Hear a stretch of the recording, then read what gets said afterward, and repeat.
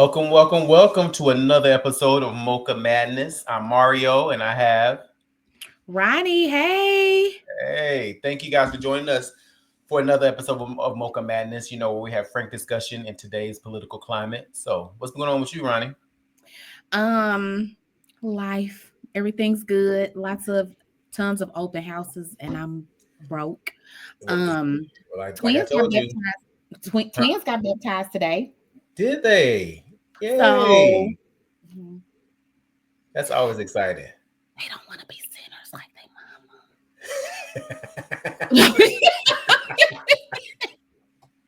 I'm kidding, people. I'm kidding. A little bit, but yeah. Well, that's good. That's good news. And yeah, this is open house season. Everybody has open house, and what I found is that people nowadays, well, I don't know if it's nowadays, I think it was going on when we was in high school and college and stuff like that too. You invited everybody, not even just people you knew, but people your parents knew, trying to get as much money as you can or many gifts as you can. So that's what they do. I told you what to do. You just give them a card, maybe put a nice affirmation in there so it feels thick. And so when they open it up, they'll be like, what? But by that time, you gone, they gone, so you ain't got to worry about it. And it's the thought that matters. Take that encouragement with you. It's exactly. You know what I'm saying? It's priceless. That's what you tell them. It's priceless. But you and P need to be up here next year for Sydney's. Thank you. That's it. Oh yeah, let us know. No, seriously, let us know. We'll be there. Come on up. Yeah, because I'm gonna be big. I'm cutting up. Oh, we cutting up the open house. Oh yeah. Okay. Definitely let us know. We'll be there. We will be there. We will be there. All right, you ready to get into this? Let's go. We're gonna get into it hot with old Abby Phillips. I mean, I know this. I wouldn't trust the South African government to tell me. I know that. How many black farmers have been murdered in South Africa? Look, you guys are so triggered over 59 people. No, I'm not. After we left, 20 million people in the country. I don't know why you're so triggered. Haven't even brought up the people, the white people that Trump picked out because they were white and told them they could come to the country. How much racial killing are you going to condone? There are 19,000 murders in South Africa. 36 were on farms. 7 of the farmers were victims. Okay, this is according to the South African police. And you think the South African government is a credible source? The other 29, hold on a second, the 29 victims who were included in the farm killings were farm employees who tend to be black. So the vast majority of people killed on farms in South Africa are black. Where is the concern about them? The concern is that there are white farmers who have had violence committed against them, and they're being threatened. They're being threatened every single day. There's 59 people, hold on a second. And you're triggered about 59 people, and I don't know why. I haven't mentioned. See, that's the thing. We're not triggered by the 59. We don't give a shit about them at all.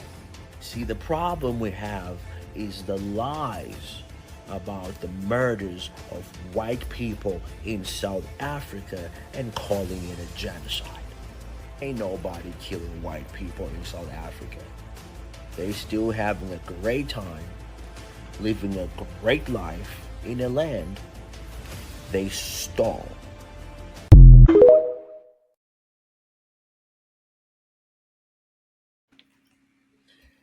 All right, in the land that they stole. So listen, before we get too deep into this now, it was definitely a narrative being pushed when they reported this. I think it was during the sit down with Donald Trump and was it the South African president? That's where this all came about from. And the South African president kind of gave some pushback in real time during that meeting and letting them know that that's not true information. But Scott Jennings on Abby Phillips, whatever the show that is, I'm sick of him. Go ahead. I'm sorry. He as of lately, he's been real. I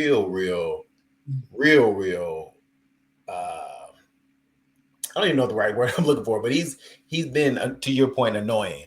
And because I think it was when Anna Navarro from The View was on there one time, and they get into. I mean, it was just like he just doing a little bit too much. But so poor Abby, but just giving her show some attention. Definitely. What are your thoughts on this? I'm happy with this one though, because sometimes, and I love Abby, but sometimes, as of late, Abby been doing her thing, but sometimes she kind of just sits back too much and lets them just get away with stuff. So you got to start calling that on the carpet. I 100% feel that. Scott's been cutting up, but how you won't even let her get a word in, because my thing is you get so defensive like that because you know you're lying. Even the South African president pointed that out when Trump tried to put up the had them show the videos and pictures and stuff while he was there. He was like, that's not even Africa. That's like, that's Congo and some other, like you showing pictures from other places. That's not even where you're saying this genocide is at. It's like they lie so much, they believe their lies. And even when they're caught or they know they're lying and people know that whatever they're selling is a bunch of BS, they still keep pushing that narrative. That's the same as, not going back to that, I just want to compare it. MTG trying to hold that picture up saying that man gave the middle finger when he was actually giving the peace sign. And even when Stanberry was saying, this is the picture right here, she kept pushing it. And it's like, we see the real picture and you're still trying to tell us that he was putting up, like you're still trying to go forward with your narrative when we see the real picture. So that's just, and the sad part is, even when they do stuff like that, Scott Jennings and Abby's laying out the facts and she had all the numbers and stuff there, they're still going to choose to listen to him, even though it's proven that he's lying, but we're still going to listen to him. That's very true. And that, what is it? Charlamagne always say, people don't pay attention to the truth when the lie is more entertaining. And this is a prime example, prime example of that. They just want to believe what they want to believe. Because truth be told, definitely white people are still definitely controlling or in control of many things in South Africa. So the thought of them experiencing genocide is kind of far-fetched to me. But for those who, it's kind of one of those things that people that really don't know about what's going on over there, you tell them that, they believe it. You know what I'm saying? And then now that narrative is out, very present and very prevalent. That's sad. I don't even with the whole so you move them, because it's like for people that follow him and that his followers, his cult, whatever, that really trust him, it's like, okay, so whatever, say quote unquote genocide over there, so you move them here. But when you move them here as farmers, you move them to farmland that they took from farmers here. Ooh. Because they were rigged on contracts. And then so land for American farmers was taken. Why are you not upset over that? You see what I'm saying? And then only to find out, I don't know if you saw the article where it came back, and that was on several news stations, like they had the facts and everything to back it. He brought them over here saying they were white farmers that were being killed over in Africa. They got over here and them people was like, we've never farmed before. We don't know no so what is it? So now he was upset, like, well, he didn't know that. Right. I feel like maybe you did. Oh, definitely did. They probably weren't supposed to say that they didn't farm before. They were supposed to just kind of go with the flow and everything like that. And the fact that they spoke up and said that put a monkey wrench in the plan, like, oh, hold on now. Yeah. Because your boy Elon was telling him, move his friends up, move his people over. And that's what you did. And they can't even, so you done took land away from Americans. Exactly. So and then another thing, like, why would you want to come over here as a farmer when now in today's political climate, these farmers are struggling. They are struggling bad. And a lot of them voted for him based on he was supposed to, whatever he say so much. They were supposed to keep their land. They're supposed to keep their contracts, and their stuff is getting taken from them. Oh, yeah. Yeah, so that's that. Like, they sold y'all a dream. Well, I guess that's the American way. Sell people dreams, get them over here, and then when they get over here, see something completely different. But did they sell them a dream, or did they vote on hate? But that's another story. Okay. Ooh, that is another story. Speaking of hate, I don't know if you remember early in the year. I think it was around January. It's a big deal that Joanne Reed was let go, and I don't say let go, but her show was canceled. I was let go from MSNBC. What is it called? The Readout. Yep. Well, now she is letting the people know, hey, one monkey don't stop no show. So she's back better than ever. She's got her own show. I think it's the Joanne Reed Show, and it's going to be on YouTube and other podcast platforms. So I believe it's like a podcast. So and I'm a subscribe. Huh? Just like I did with Don Lemon, I'm gonna subscribe whenever she ready to roll. I'm subscribing because definitely, because definitely John Lennon, Don Lemon is killing it. He's killing it. And he's taking that because I think when he left, when he left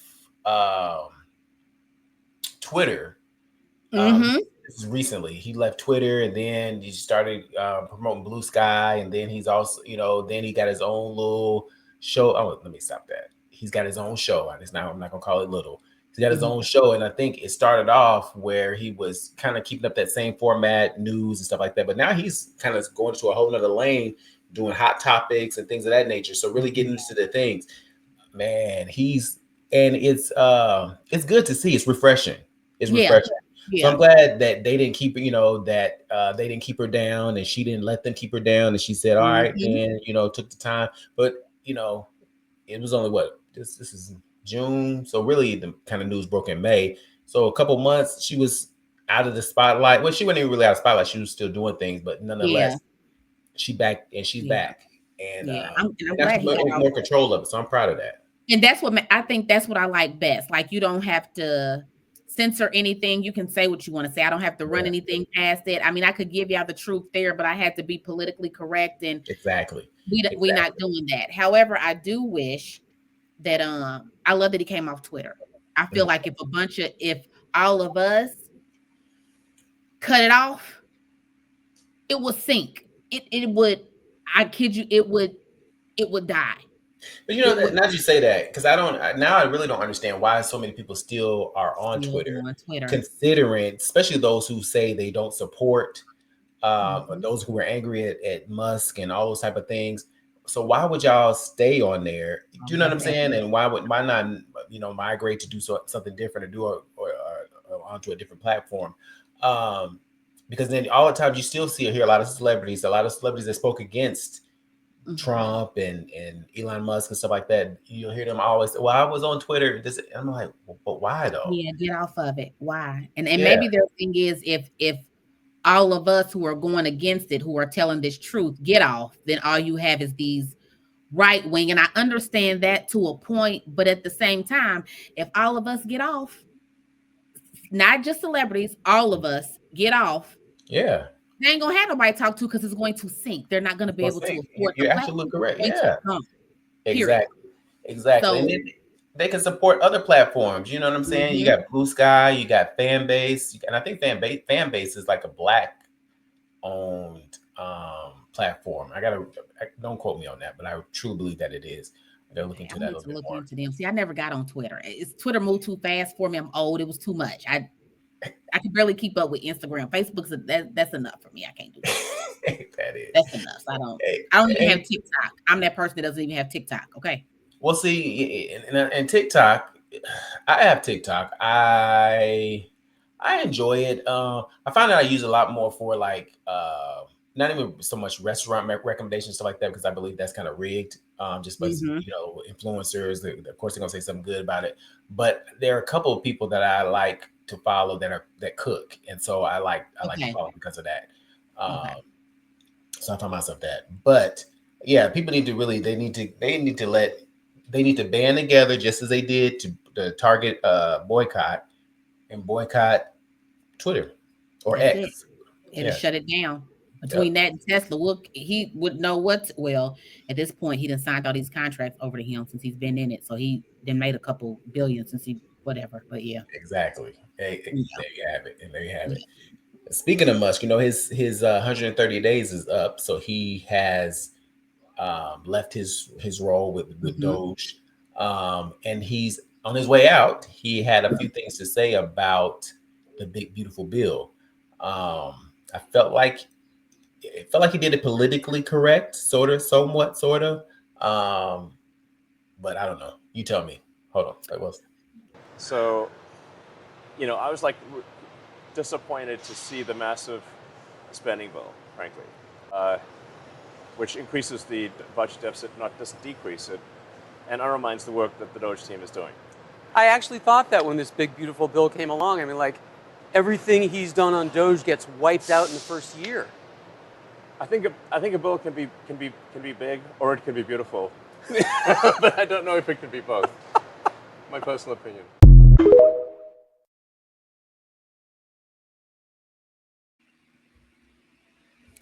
Was that a PC answer? I have several thoughts on this. Just to say, to kind of undermine the work that Doge is doing, Doge didn't really do a good job of shit. But that is very true. That's very true. The optics of it. Yeah. But that bill, and yes, I go through and read stuff. So it's a bunch of stuff in there that's going to hurt a whole bunch of people. And I don't understand raising the deficit. I'll never understand that when we and really it's to raise the deficit so that the rich can pay less taxes than what we pay. Exactly. So, and I'll still never understand. Like, I will never understand how they want to pay. We would pay more than them, and they have way more money than us. Like, I'll never understand that. Like, well, if you were rich, you would understand. You wouldn't want to pay that much. If I had it, it makes sense. You have it, you need to pay more for, pay the more taxes. Why tax the people who don't really have it? So now they have less. Yeah. That makes sense to me. Now, as far as him leaving, he probably is really on his way out because things ain't going the way he thought. He's not as whatever he thought he was going to be liked or propped up. The Tesla wants him gone. Even though I think that he probably thought I think that he probably thought that it would. In getting involved with Doge, I think he might have thought that it was going to enhance his business. That Tesla would do better and stuff like that. Not really. He probably never thought that it would be the adverse effect on it. And then now, company losing money, all those type of things, people hating it because I feel like he felt people were so supportive of Trump and so I don't want to say brainwashed, but I do want to say brainwashed. So I'll just say brainwashed. Was so brainwashed by the rhetoric that they were receiving that he felt like that. I feel like he felt, okay, now I can come in and kind of to ride this wave and everything will be good for me just as well. Not expecting that it was going to be the other way around for him. And so, and then because he came in hot, but if you think about it, the last 40-ish days or so, 45-ish days. I'm gonna say more than that. He's been pretty quiet. Quiet. Yeah, I was gonna say messing up more than that, but like they've been turning those Teslas in. People's not buying them. They're burning up stuff. I've even here in Indy seen actually I've seen the sticker a couple times. It's on a Tesla and like on a bumper sticker, and it kind of says, "Don't worry, I hate them too, but I can't afford to trade the car in." And I was like, damn. So which I was like, that's pretty cool though. Yeah, I get it. But I know a lot of people are excited that he's on his way out, which he should have never been in. But I look at stuff differently. So I'm like, yeah, he's on his way out. Yeah, that's good. He should have never been in. However, his ass is leaving with everybody's information. Y'all don't think he backed all that stuff up that he took? I didn't think about that. Y'all don't think he got that backed up. He got that in his back pocket. There's no way he doesn't. He got access to stuff he should have never had access to. None. And he has that. He has that. It's anybody who thinks, because I know what's her one of those questions were asked at a press conference in Levick. Caroline, she wears my soul down. She's like, he wouldn't do anything like that. He can't take, baby, he got that backed up. He had that backed up the first time he had access. So I just wonder how long she's gonna be there. So, I just wonder how long Caroline Levitt's gonna be there. Because every time I hear her talk, I'm just like, she reminds me of the girl I hated in high school. And will lie to your face. It's like she's sitting there with a straight face. Have you noticed her cross gets bigger every week? Ma'am, that's not gonna make us like you. Your cross was this big when you first started out. Now it's about this big. She's doing too much. And you lying to everybody's face. Exactly. Remember, Huckabee lasted maybe a year. Was it like a year? She remember that first? She didn't last. No, she didn't last that long. But I'm hoping she don't last a year. I'm hoping she lasts. She on her 6 months now? Maybe give her a couple, 2-3 more, something like that. But see, here's the thing: she's loyal, or perceived to be loyal. She's perceived to be loyal. I don't know how it is behind the scenes, but she's perceived to be loyal. So with that being said, that's probably what's keeping her there.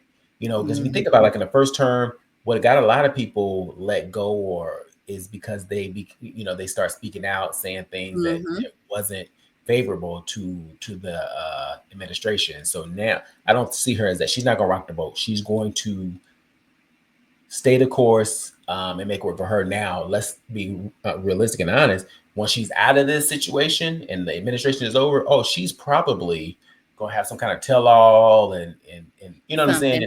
Because I can tell she likes the attention that she gets. Oh yeah, definitely. She loves that. It's kind of like a power thing for her. Yeah, it's a certain sense of power. Yeah, so it definitely is. I don't know, but we got to. What we really need to start thinking about is the next election. We need to start thinking about that now. Yeah, and I know the Democrats. That's where we fucked up this last one. Oh, exactly. And so the Democrats are, and I really don't know how I feel about this. They are in a campaign to basically find out how they can get the young male vote and kind of get into their mind and see what they're thinking and what they value and those type of things. And so I think they're going to try to use that information to kind of better campaign for the future election. So let's take a look at this. So we mentioned new voters, which is also young voters, another way to say that. And now I want to talk about men. And here's something from the New York Times. This is written by our friend of the show, Shane Goldmacher. The prospectus for one new $20 million effort obtained by the Times aims to reverse the erosion of Democratic support among young men, especially online. It is codenamed SAM, short for Speaking with American Men, a strategic plan, and promises investments to study the syntax, language, and content that gains attention and the virility in these spaces. It recommends buying advertisements in video games, among other things. So you're the man here. I will not mansplain you. All I will say is, duh. Yeah, I know. Look, they should have probably recognized this a couple of cycles before when this trend was growing very apparent. This was a huge problem for them in the past election cycle, and they need to figure it out, because right now the Democratic message is really all over the place. What do they exactly stand for as they head into the midterm elections? But right now, it's a hope, really, among the Democratic leaders that voters will recoil what they view as overreach from the Trump administration. They will make the argument that they need to be a check on Trump's power and to use Trump's push to move ahead with this so-called big beautiful bill, which rail about the tax cuts and that do benefit wealthy taxpayers, also other taxpayers too, but that does have an impact for them, and the impact on lower income working class voters, the healthcare cuts that they can face. Can they make that effective argument to win back the majority? We'll see. What's your thoughts? I feel like they got enough white men in the House and Senate that should know how to. That's just me. I'm just being honest. That that should know. However, a lot of them that are in there. How can I put it? I'm trying to. Okay, so you have Democrats. You have white male Democrats. Okay. Mm-hmm. Regardless of how much to the left they are, these are still some white men. So while some things they know should probably go, it's still like, we want everybody to have this, but we don't want to give too much. We got to, now hold on now. That's kind of how, and I say that because they have some wonderful ones over there. I know a lot of people don't like Newsom, but I like Newsom, but I really, really, really, Pete, the only thing that's hindering him, and that's not for me. This is for others who can't, to me, put that shit aside. That's his personal life. That's what it is. Only because he's homosexual. That is it. And I think that is some bull, because he cares. And my God, he would be amazing. He would. Because Murray, you can't tell me that if he was a straight male. Oh, yeah, definitely. Definitely. What? Yeah, definitely. So why can't we? Why does that have to matter? Why does that have to matter? And I say that it matters when I was saying that even though you may be Democrat, I know some white male Democrats that are not in the House or Senate, just regular people like us that's, but he's homosexual. I mean, I don't have a problem with that. But in the White House, I'm like, what difference what does it make? difference? Think about everything else that's going on in the White House. Does that make? Yeah, we take his personal life out and let's look at how much he cares. You're just admitting how much he cares and how he fights for the people and this, and this. But when it comes to he should run, well, no, maybe he shouldn't run. But what? What's the but? But here's the thing, too, for me. Also, just the fact that to spend $20 million, $20 million, to on some bullshit in the survey. Basically, $20 million on that. I think maybe they need to just accept you did some things wrong. You know what I'm saying? And really regroup, take the time to regroup. This ain't it. This ain't it. And I know initially, because I think they had the Democrats had the support of Joe Rogan and stuff like that. And so I think they're looking at it from the standpoint of how do we lose that? Because when they lost Joe Rogan, that they lost the bag, honestly, because he's so influential. So the thing about it is I think they're stuck on stuff like that to say, oh, well, how can we get those type of followers, so to speak, back? And they're willing to spend all this money to do so. However, think about it, they all got families, they got kids, they got grandkids, like that. Don't spend no money. Tap into that and use what I was about to say. That's what I was about to say. Get that information from them. Those your kids, your grandkids, your great grandkids in some cases that are tapped everyday into people. Stuff. Yes. Yes, who it affects. You can do how they will go around and do census. Make that something online and send that out to people that you know vote, and have them fill it out to everyday people for free. Because we pissed, so we gonna fill it out because we got some suggestions. Exactly, and this is the time to do it. This is the time to do it. But here's the thing: I think that also the Democrats are scared to do something like that, only because if they did, they're not willing to receive those messages that are unfavorable. See, when you spend this money and you do this research, you can kind of finagle it and finesse it so that you might not hear the harsh truths. But if they did that survey as you're speaking of, they'll hear those harsh truths. And that's what you really need to hear to make them better, because they need to hear that now so that they can put things in motion for the future. And hit the ground. I was very disappointed. Yeah, we doing it now so that we know once we get these candidates rolling up, listen, this is what they want, and let's go from here. Absolutely. Exactly. And I was watching The View, and then The View brought this up. And so Joy Behar brought a good point. She said, this is a waste of money. It's a waste of money. And she said, and the change is to just eliminate the sexist attitudes that are around voting and around these elections. And she hit the nail on the head. That's the root of it. That's exactly what it is. That's the root of it, and so that brings me to my question for you is, like, as we think about, we were talking about earlier about future election, thinking about the future election, do you think that a woman should run again? I would love to see one run again. However, as we just talked about Pete, no matter how wonderful or great she may be that comes along, they're not going to vote for her because she's a woman. And they say women are too emotional, which we got somebody that's emotional in there now. And in this climate, and when I say this climate, I'm talking about the climate of this administration. They're already trying to get women to not be able to vote. So they are absolutely not going to. Would I vote for one? Absolutely. I just did. If she's it. Yeah. But I don't think they will. But see, now to your point though, I feel like Pete has a better chance. Absolutely he does in the female. Oh God, yes. White or black female. Yeah. He absolutely has a better chance. Yeah. He has a better chance of that, because if you really think about it, take away the gay, take that aspect out of it. He is living I guess you can't really take out the gay, because when I say he's living the American dream, he technically is, from a standpoint, he's a vet, everything. Has a husband, kids, the white picket fence. He's living the American dream. And he's not ashamed of it. That's what they're mad about. They want him to be quiet about it. He's not ashamed of it. Exactly. So I really think that he has a better chance of getting elected um than honestly than a female was. But let's get into this clip real quick as we're on this subject.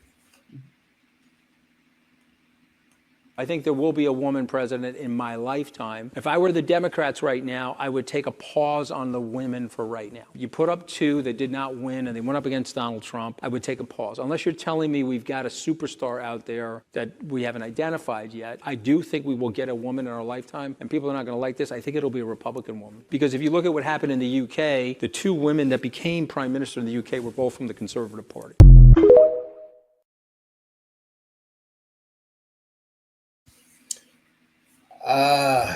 I don't know if I agree with that per se about it being a Republican woman, because I feel like they definitely are more against a female president, you know. Oh yeah.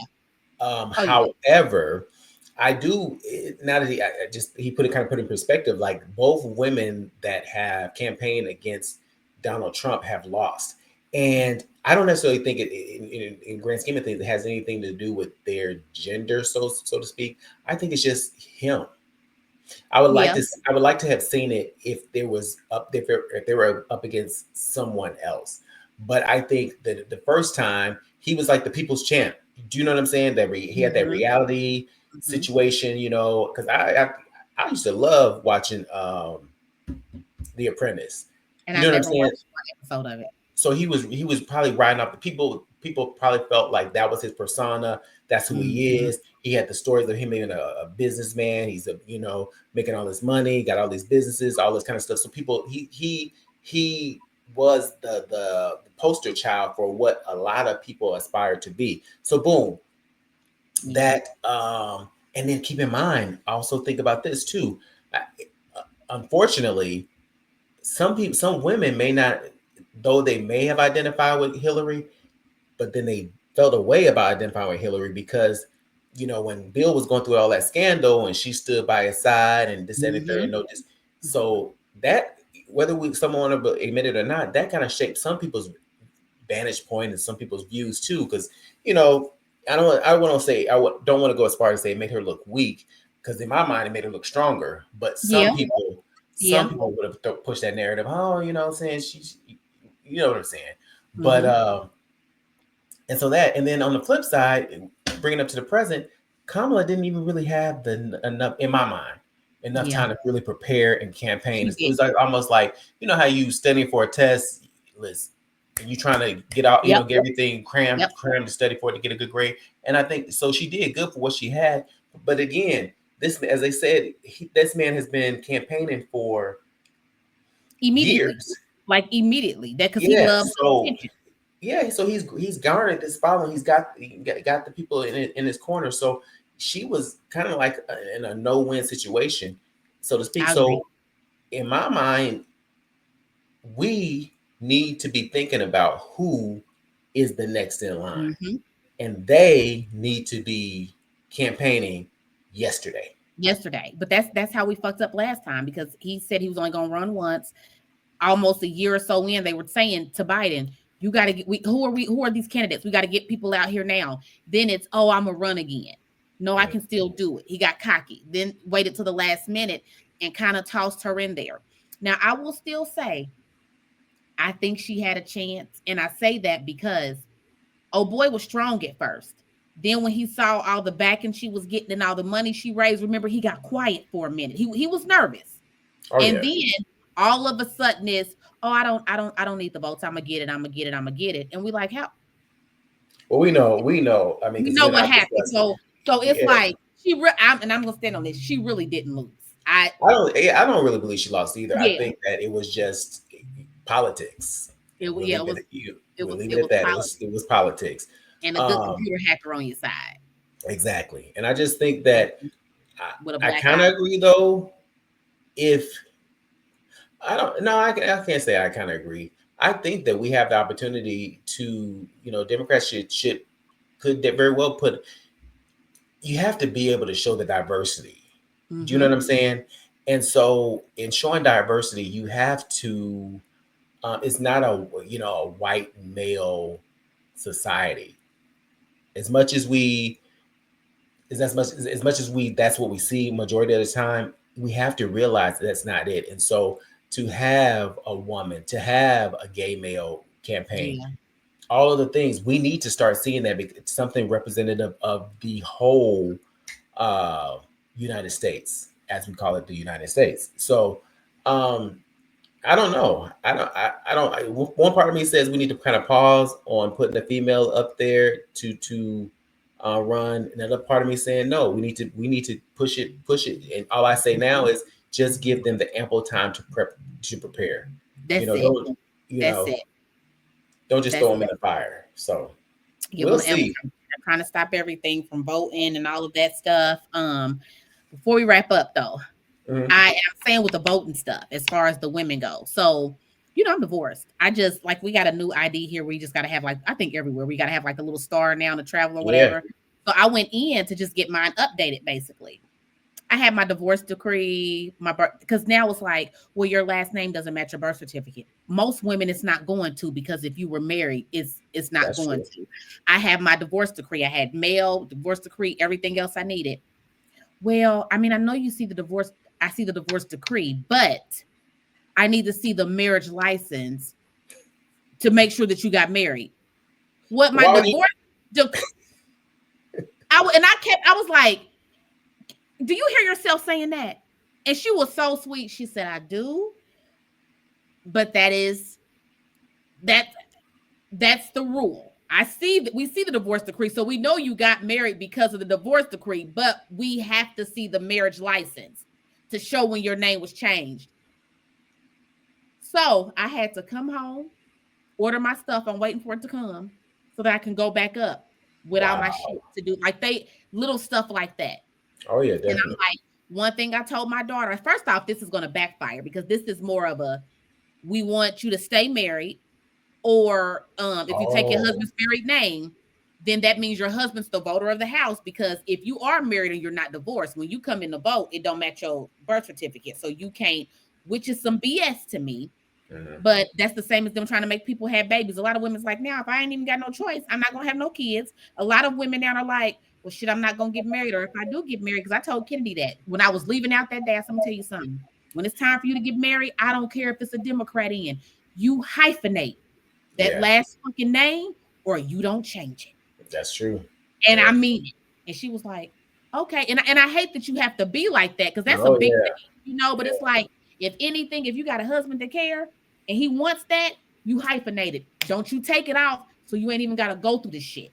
That's you don't even have to, because they're going to make it to worse. Because I've seen lots of comments where women are okay, so I'm not going to get married. I'm not having kids. So y'all's plan is backfiring on a bunch of shit. First off, I don't want to bring no kid into this. And I get that. Yeah. If I didn't have kids right now, to get pregnant and all this, that's enough. Yeah. I'm not doing it. So, ladies, if you're listening, if you are married and you need to store on your stuff, take all your shit, because they're gonna all of it. All the stuff that you don't think you're gonna need. Take it just to be on. Get it.